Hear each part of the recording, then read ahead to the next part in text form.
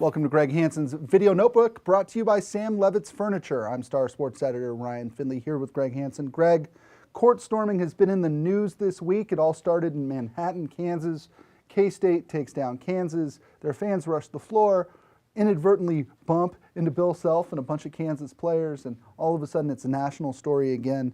This is something that we've known about in Tucson for a very long time, and it starts with Joe K.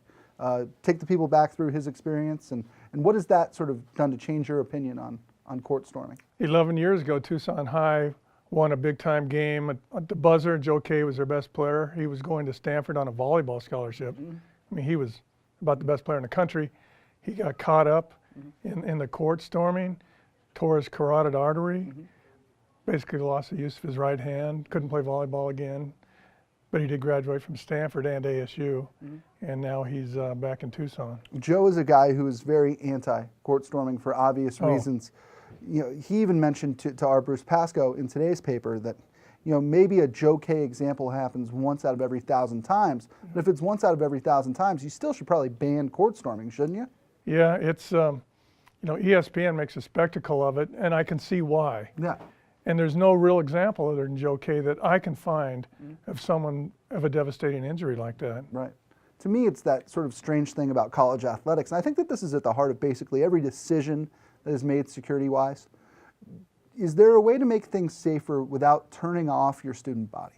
Because you're only as good as your student body, I think, in terms of like the Zona Zoo at football and basketball games. Can you over-legislate it to the point where they no longer come? You can have a ring of security. It would cost you a fortune. Isn't that the only way to do it? Right. Well, and at Arizona basketball games, for instance, yes, the Zona Zoo would be part of the court storming problem if they ever stormed the court here in Tucson, but it's not just them. I mean, there's 12,000 people from every other gate that could be running out there. You don't solve the problem by containing the students necessarily. No. You know, U of A fans have rushed the court 3 times. Right. I've seen it 3 times. Right. No incidents. No incidents. But it's amazing the high-profile people who rushed the court. Really? They beat #1 Stanford in 2000. Yep. And I'm sitting there in the press table, and the best swimmer in America is right here, Reich Neethling. Yeah. And the second the game ends, he jumps over me, knocks everybody down. 2 years later, they beat UCLA in a 20-point comeback, and the first guy at midcourt is Bobby Wade, maybe the best receiver in the country.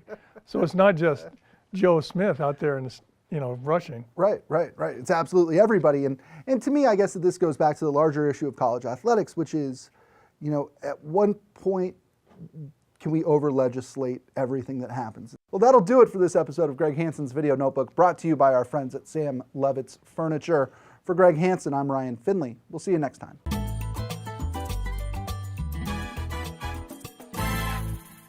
More style, more selection, more great rooms at even greater savings, and it's all at the President's Day home sale now at Sam Levitt's Furniture. Experience the fashion, the colors, and some of the biggest holiday savings ever. Save 50%, save 60%, save even up to 80%. In fact, you'll save on everything in every department, whether it's brand new or a long-time bestseller. Special financing is available. And you can have it delivered the same or next day. The President's Day home sale with holiday savings up to 80%. Now through Monday at Sam Levitt's.